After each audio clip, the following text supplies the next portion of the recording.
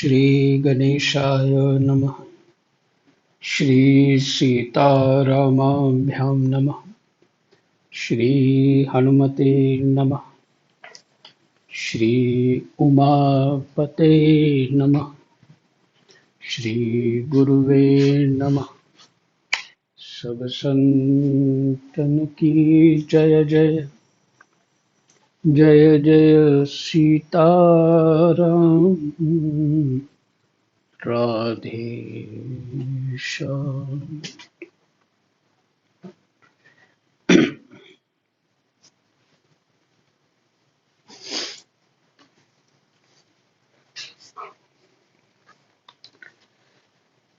कृष्णाय वासुदेवाय हरये परमात्मने प्रणतः क्लेशनाशाय गोविन्दाय नमो नमः। गोविन्दाय नमो नमः। तो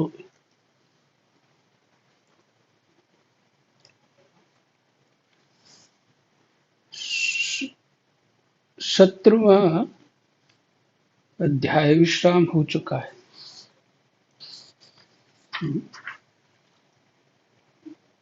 जिसमें संकर्षण भगवान की स्तुति।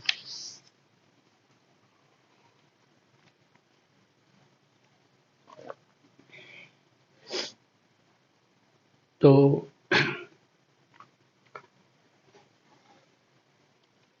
भगवान का चतुर्भुज जो स्वरूप है वो है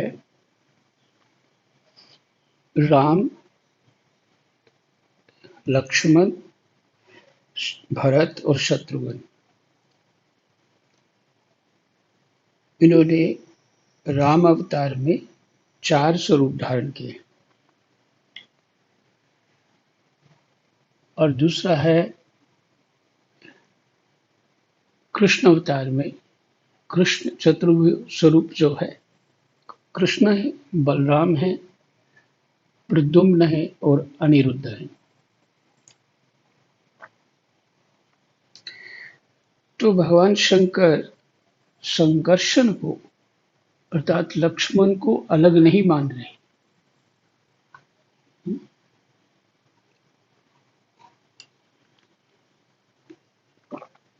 भगवान शंकर जगत गुरु हैं, वही सबको उपदेश करने वाले हैं, जगत के माता पिता हैं, वही सिखा रहे हैं कि भगवान जो है किस तरह से हैं। जो दिव्य रचना परमात्मा ने अपने स्वरूपों को प्रकट किया है वो कैसी है।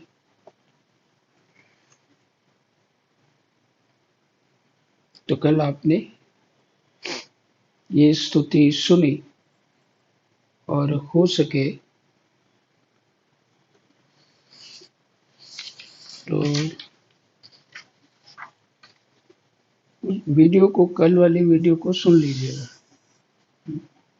एक बार वीडियो जो YouTube पे वीडियो है एक बार सुन लेना चाहिए, उससे लाभ होगा। चलते फिरते काम करते सुन लीजिए।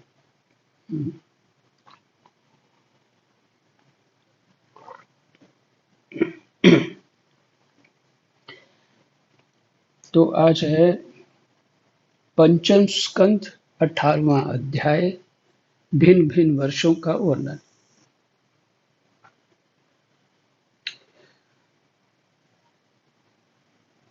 श्री सुखदेव जी कहते हैं, राजन, भद्राश्व वर्ष में धर्मपुत्र भद्रश्रवा और उनके मुख्य सेवक भगवान वासुदेव की हयग्रीव संज्ञक धर्ममयी प्रिय मूर्ति को अत्यंत समाधि निष्ठा के द्वारा हृदय में स्थापित कर इस मंत्र का जप करते हुए इस प्रकार स्तुति की।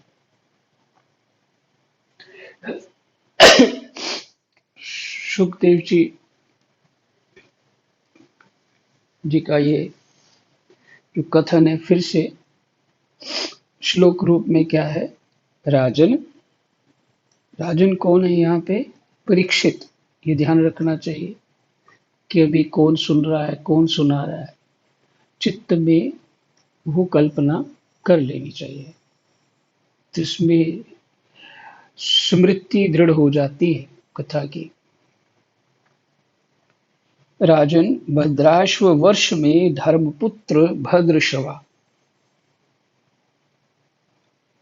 और उनके मुख्य मुख्य सेवक भगवान वासुदेव की हयग्रीव संज्ञक धर्ममयी प्रिय मूर्ति को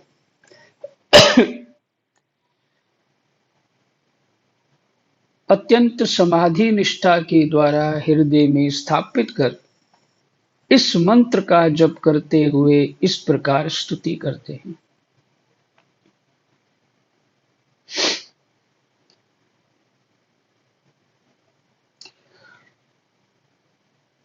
नीचे लिखा है मंत्र। ओम नमो भगवते धर्माय आत्म विशोधनाय नमः इति। नम इति लिखा है, नमः इति होना चाहिए, नम इति। ये मंत्र है। भद्रश्रवा और उनके सेवक कहते हैं। स्तुति किसकी हो रही है? हयग्रीव भगवान की। हयग्रीव में जिनका गला माने मुख जो है घोड़े के समान है। भद्रश्रवा और उनके सेवक कहते हैं, चित्त को विशुद्ध करने वाले ओंकार स्वरूप भगवान धर्म को नमस्कार है।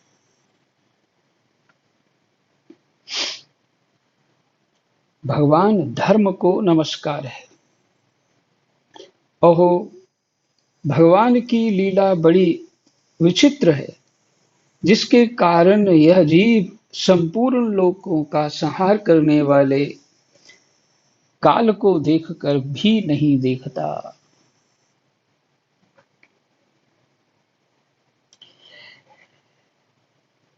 ओहो, भगवान की लीला बड़ी विचित्र है, जिसके कारण यह जीव संपूर्ण लोकों का संहार करने वाले काल को देखकर भी नहीं देखता और तुच्छ विषयों का सेवन करने के लिए पापमय विचारों की उधेड़ बुन में लगा हुआ।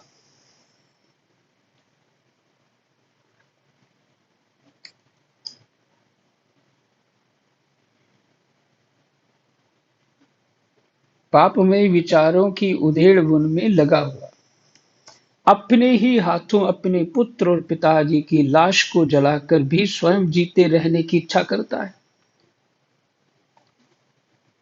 विद्वान लोग जगत को नश्वर बताते हैं और सूक्ष्मदर्शी आत्मज्ञानी ऐसा ही देखते भी हैं। तो भी जन्म रहित प्रभो, आपकी माया से लोग मोहित हो जाते हैं। आप अनादि हैं तथा आपके कृत्य बड़े विस्मयजनक हैं। मैं आपको नमस्कार करता हूँ। परमात्मन, आप अकर्ता और माया के आवरण से रहित हैं। तो भी जगत की उत्पत्ति, स्थिति और प्रलय ये आपके ही कर्म माने गए हैं। फिर से सुनिए।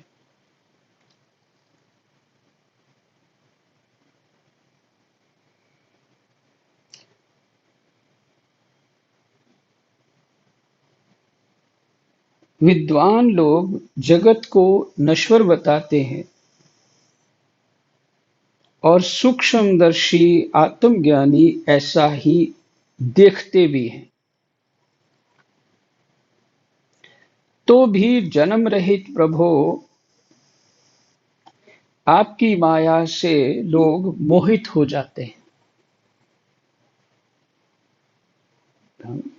माया से मोहित हो जाते हैं। तो माया कई स्वरूप धारण करके आती है ना।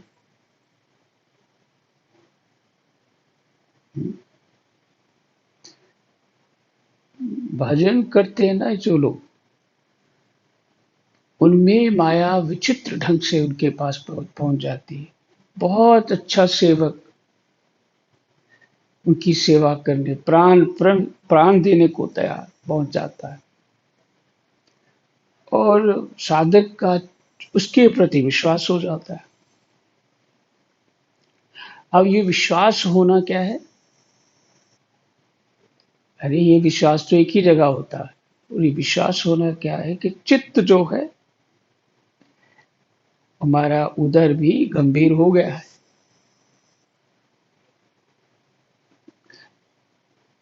तो एक ही जगह विश्वास होना क्या है? केवल परमात्मा। तो वो बढ़िया, बहुत बढ़िया हर तरह से। अगर हम भी किसी की सेवा करने किसी साधक की जाऊंगा, तो मैं ये प्रयास करूंगा कि इनको विश्वास हो जाए कि जो मैं सच्ची सेवा कर रहा हूं।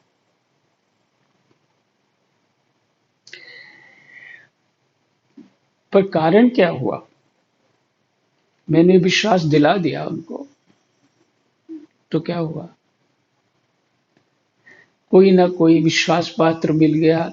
मेरा जो भगवान के प्रति एकदम विश्वास दृढ़ बैठा हुआ था।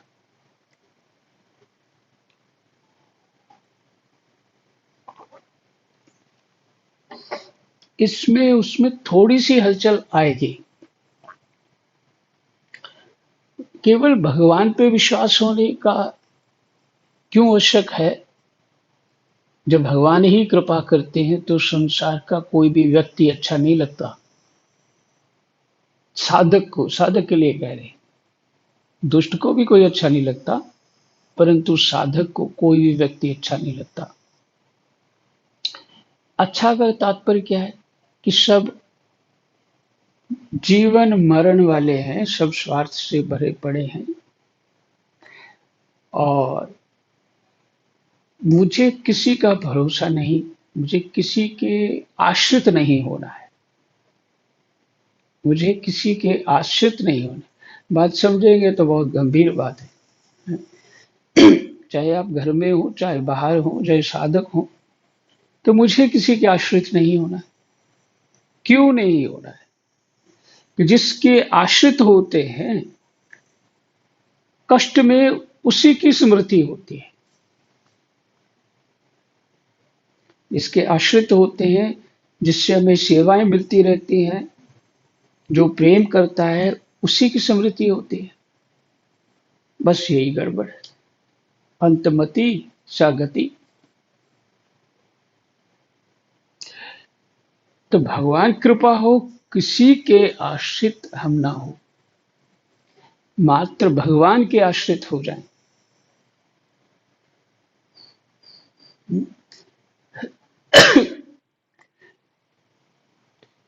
देखिए, ये पहले लोग मरने के लिए जंगल क्यों जाते? भजन करते और जंगल में रहना चाहते, एकांत में, जैसे परमात्मा पे भरोसा बने। क्या वहां जंगली जानवर, कीड़े मकोड़े, असुविधाएं कोई कम होती है क्या? बरसात सर्दी गर्मी कैसे रहते हो? कोई बेड बिछे हुए वहां? घास फूस पत्ते के ऊपर ही अपना किसी कंदरा में, किसी ऐसे थोड़े सी छाया में अपना जीवन बिताते थे। इसलिए विश्वास जो है परमात्मा पे हो जाए। 30 साल पहले की बात सुना रहा हूं। तब ये महात्मा लोग बात करते थे आपस, तब तो 2-3 महात्माओं से सुन चुका हूं। कोई घर से कोई बच्चा आता, महाराज मुझे भजन करना है और साधु होके रहना है, मैं संसार में प्रवेश नहीं करना चाहता। तो ठीक है बेटा, रहो। तो 1 साल भर उसको देखते, कभी कभी 2-3 साल तक भी उसको देखते, मंत्र नहीं देते। इसलिए इसका स्वभाव क्या है, सुख दुख में किस तरह का इसका आचरण है, कितना लोभ है, कितना क्रोध है, सब समझ में आ जाता। फिर उसको मंत्र देते, पास कर देते तो मंत्र देते और थोड़ा सा सिखाते, ज्यादा से ज्यादा 1 साल तक सिखाते, कैसे करना है, ऐसे करना है, सब विधियां सिखा देते।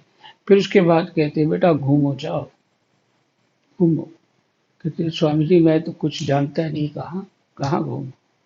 मैं कहते और भी महात्मा घूमते हैं, तुम देखते ही हो, भिक्षा मांग के वो पेट भर लेते हैं और भजन करते रहते हैं और चलते ही रहते हैं, चलते ही रहते हैं। तो उसको आश्चर्य होता है, ये क्यों, कौन सा मुझे आदेश मिल गया। लेकिन वो बिल्कुल सही दूसरे महात्मा समझा देते। तो जो घूमते घूमते 10-12 साल में वो वापिस आता, तो उसकी प्रौढ़ता दिव्यता जो कैसी बन जाती, और गुरु जी देख लेते कि हाँ ये घूम घूम के जो शिक्षाएं प्राप्त करनी थी वो कर चुका है, सहनशील हो चुका है, सेवा योग्य हो चुका है। अब हर जगह इसने कष्ट पाया है, तो जानता है कि कोई भिक्षा लेने जाता है या किसी आश्रम में जाता है तो कितना कष्ट होता है। कोई आपको रहने की जगह दे ना दे, पर आपको बाहर ही बैठना पड़ेगा। जब उनका लंगर होगा तब जाके तुम कुछ अन्न ले सकते हो। कहीं भी सोवो, कहीं कैसे भी रहो, तो भजन भी करना है ना। तो ये किस लिए है? ये सब बात परमात्मा पे आश्रित होने के लिए।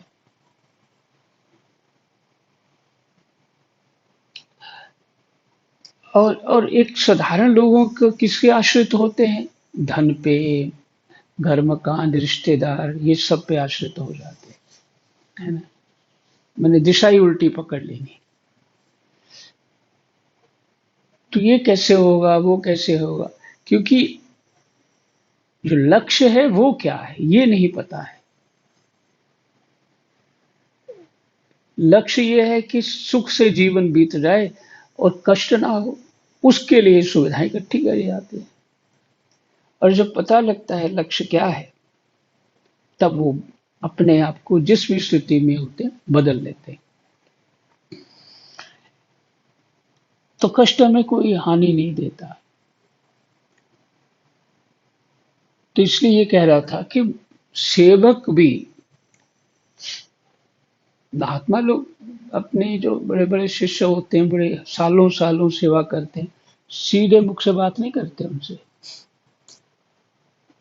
बड़ा क्रोध से बुलाते हैं, क्या कर रहा है, क्यों बैठा है यहाँ, बाहर जाओ, तुमने ये नहीं किया, वो नहीं किया, है ऐसे।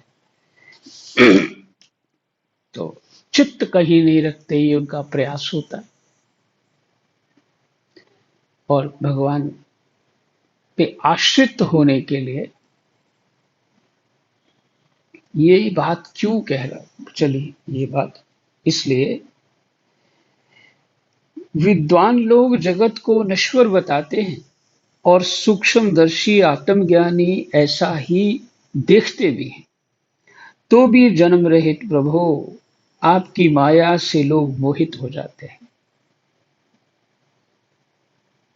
ये है माया। हम्म? हमने अभी पाठ सुना और क्या करेंगे, तुरंत उठ के हमें अगर कुछ जगह चाय पिएंगे, इधर ध्यान जाएगा, उधर ध्यान जाएगा, और फिर क्या होगा, वो धीरे धीरे वो जो सुना है वो विस्मृत हो जाएगा। ये करना है, वो करना है, करना तो है वो सब कुछ, जो ऐसा कि नहीं करना, करना है, लेकिन ध्यान को उधर ही लगाए रखना, ये प्रयास करना है। धीरे धीरे इसमें सफलता होगी। प्रयास करते रहने से, जो नई गाड़ी गाड़ी नहीं भी चला सकता, वो प्रयास करते करते खूब बढ़िया चला सकता है। आपकी माया से लोग मोहित हो जाते हैं। आप अनादि हैं तथा आपके कृत्य बड़े विस्मयजनक हैं। विस्मय आश्चर्य में है आपके कर्म, कृत्य में कर्म। मैं आपको नमस्कार करता हूँ। ये हयग्रीव भगवान की स्तुति हो रही है। परमात्मन, आप अकर्ता माया के आवरण से रहित हैं। अब कुछ करता नहीं है और माया के आवरण से रहित हैं, तो भी जगत की उत्पत्ति, स्थिति और प्रलय ये आपके ही कर्म माने गए हैं कि भगवान ही रचते हैं। विद्वान लोग इस बात को खोलते हैं, आपस में इसका तर्क करते हैं, जिसको हम इंग्लिश में डिस्कशन बोलते हैं, वो तर्क करते हैं। सो ठीक ही है, इसमें कोई आश्चर्य की बात नहीं है, क्योंकि सर्वात्म रूप से आप ही संपूर्ण कार्यों के कारण हैं। इसलिए आपको ही उत्पत्ति, स्थिति मैंने पालन और प्रलय का कारण मानते हैं। तो देखो बिल्कुल आ गया फिर भगवान के 3 रूप हुए, ब्रह्मा, विष्णु, महेश।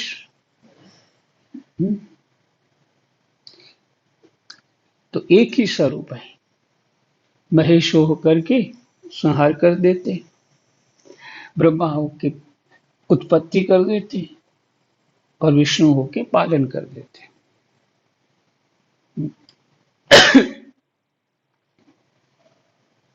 अब हम भी विचार करेंगे तो महेश संहार करते हैं, महेश की पूजा नहीं कैसे करेंगे? तो नहीं, ऐसा नहीं। वो तो एक गुण उस समय धारण करते हैं तो वही उस समय एक गुण धारण करते हैं।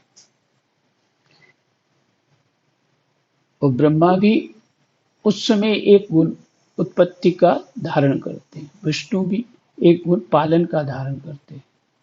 पर इन तीनों को कोई किसी गुण से कोई मतलब नहीं, मैंने फिर भी वो ये जैसे हैं वैसे ही रहते हैं।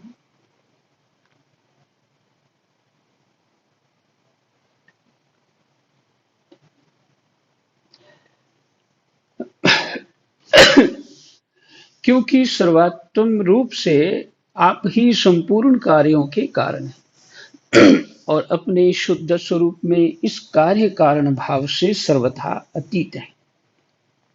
स्पष्ट हो गया। जब गुण स्वीकार करते हैं तो कार्य कारण में वो दिखते हैं, होते नहीं। और शुद्ध स्वरूप में, ब्रह्म स्वरूप में वो कुछ नहीं करते हैं। ये गुण ही तो गुणों में वर्तते हैं। तो गुण किसमें है? भगवान की माया शक्ति में। तो आप सर्वथा अतीत हैं।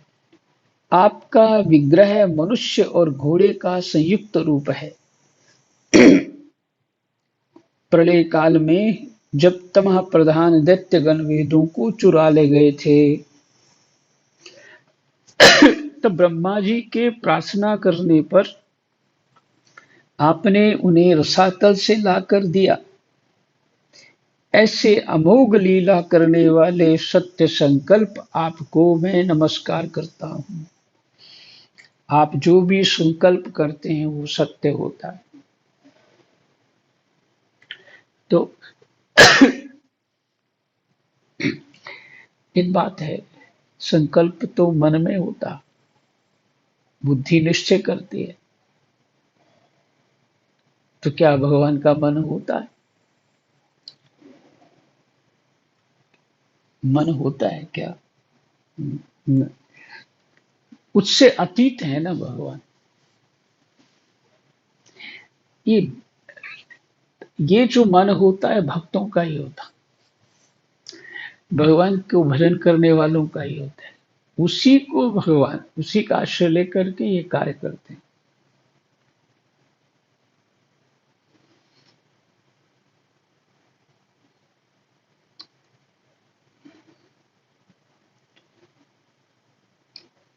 हरिवर्ष खंड में भगवान नृसिंह रूप से रहते हैं। आपने कौन से वर्ष की कथा सुनी अभी? हयग्रीव जहां भगवान रूप में है, ये भद्राश्व वर्ष में। अलग अलग वर्ष है ना, 9 है कि 8 है, मैं ही भूल गया हूं। तो ये अलग अलग जो वर्ष है, कौन से भगवान किस वर्ष में है, वर्ष को आप ऐसा मान लीजिए, किस भाग में, किस देश में है, ऐसा मान लीजिए। तो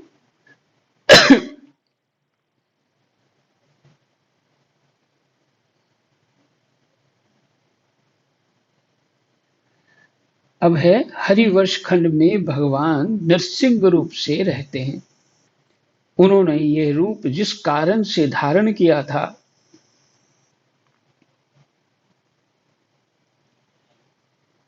उसका आगे सप्तम स्कंद में वर्णन किया जाएगा।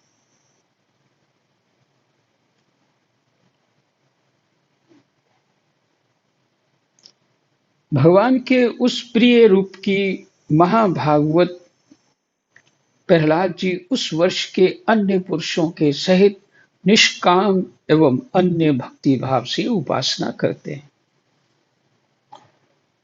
ये प्रहलाद जी महापुरुषोचित गुणों से संपन्न हैं तथा इन्होंने अपने शील और आचरण से दैत्य और दानवों के कुल को पवित्र कर दिया है। वे इस मंत्र तथा स्तोत्र का जाप पाठ करते हैं।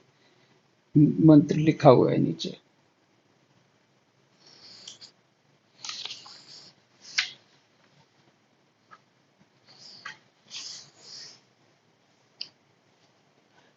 ओंकार स्वरूप भगवान नरसिंह को नमस्कार है।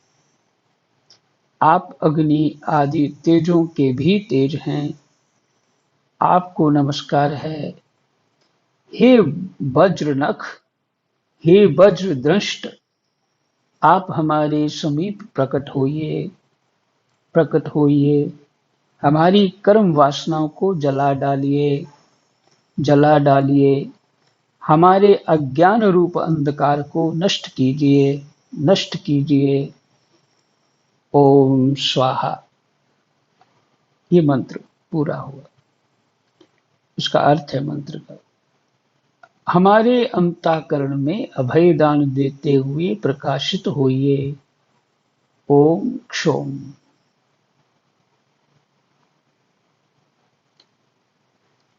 नाथ, विश्व का कल्याण हो, दुष्टों की बुद्धि शुद्ध हो, सब प्राणियों में परस्पर सद्भावना हो, सभी एक दूसरे का हित चिंतन करें, हमारा मन शुभ मार्ग में प्रवृत्त हो और हम सबकी बुद्धि निष्काम भाव से भगवान श्री हरि में प्रवेश करे। प्रभु,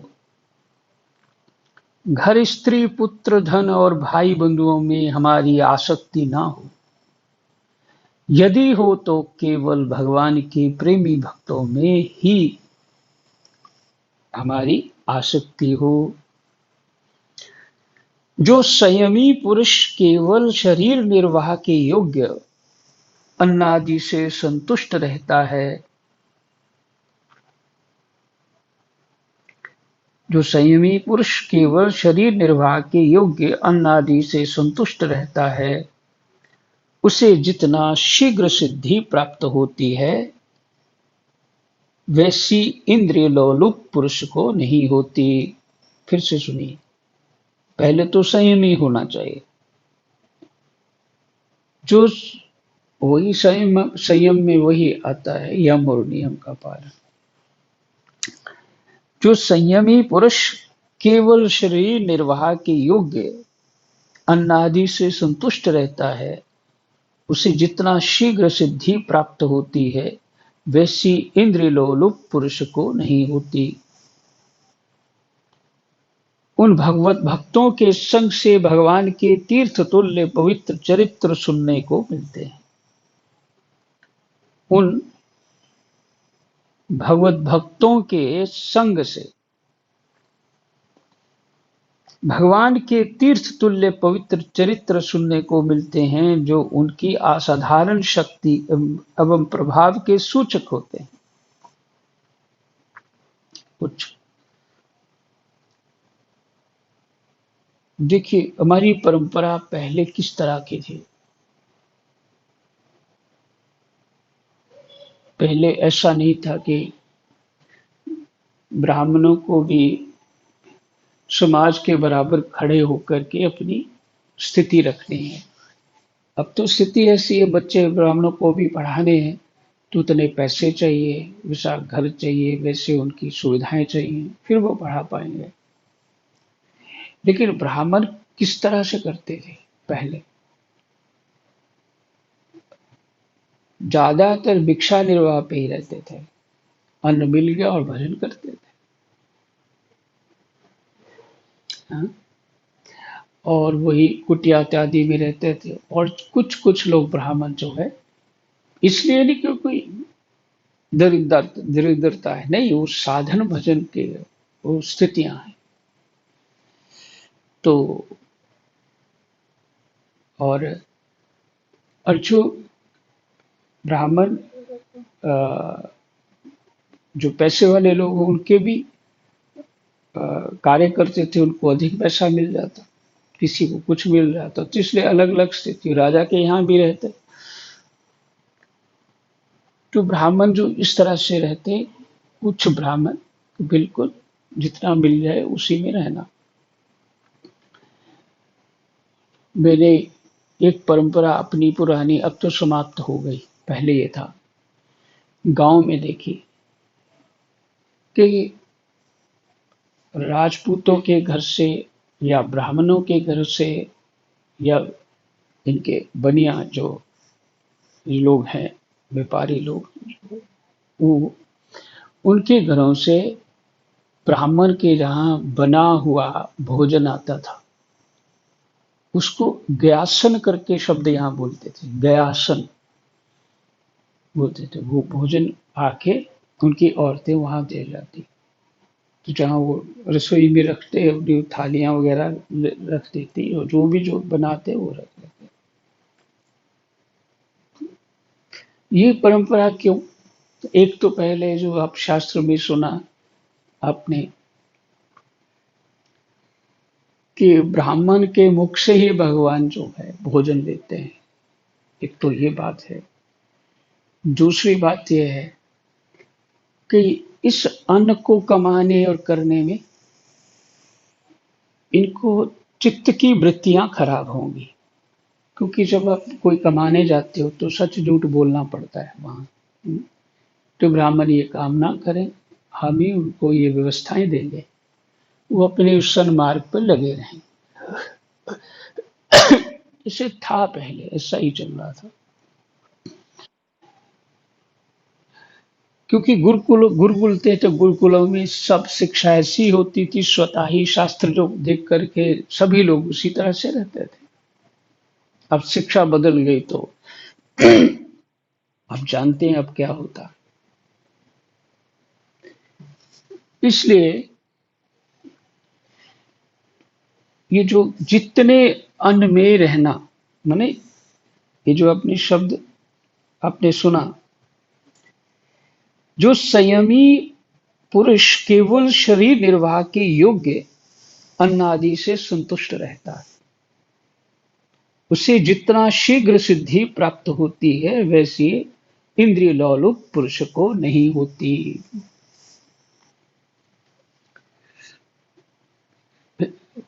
इन कथाओं में इतना बढ़िया तरीके से हमारे जो दोष हैं, हमारे रोग हैं, उसको निकाला गया है कि कहाँ-कहाँ दोष हैं हमारे। साधक विचार करेगा तो उसको वो अपने आप को शुद्ध कर लेगा। और मनोकामना से कथा सुनेंगे तो ध्यान नहीं जाएगा, साधक का ध्यान जाएगा उधर। मनोकामना वाला ये सोचेगा कि कथा सुन रहे हैं, जो मनोकामना है वो पूरी हो जाए। तो उधर इन बातों की जो गहरी बातें, इनकी तरफ ध्यान नहीं जाएगा। समय देख लेते क्या हुआ। समय तो हो गया।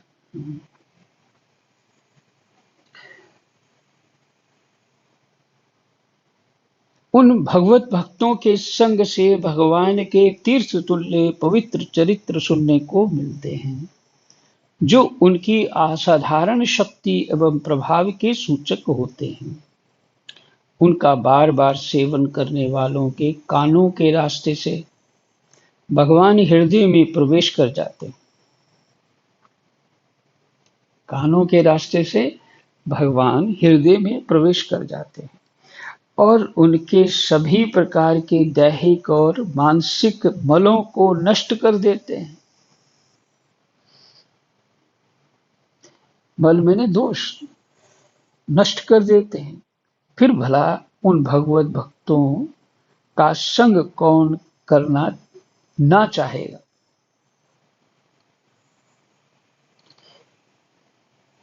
फिर भला उन भगवत भक्तों का संग कौन ना करना चाहेगा। यही विश्राम करते हैं। 10 श्लोक पूरे हो गए हैं इसमें 18वें अध्याय के। शाम को इसको पूरा करेंगे। जय जय सीताराम। राधे श्याम। कृष्णाय वासुदेवाय हरे परमात्मने प्रणतः क्लेशनाशाय गोविन्दाय नमो नमः।